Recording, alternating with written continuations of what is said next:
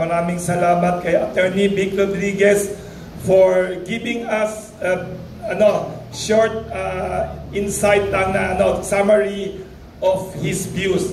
To summarize what you just said, sabi ni Attorney Vic Rodriguez na this midterm election May next year, na this week na ang filing of candidacies. Very important. May sinabi siyang hint which we would like the media and me to ask further.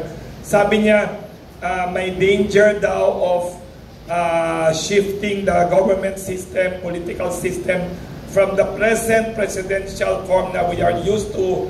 Narinig ko, sabi niya, to a parliamentary system. Maybe you can elaborate on that. Ano ang possible danger na, ano ang worst case scenario that you see kung if we don't elect a balanced legislature?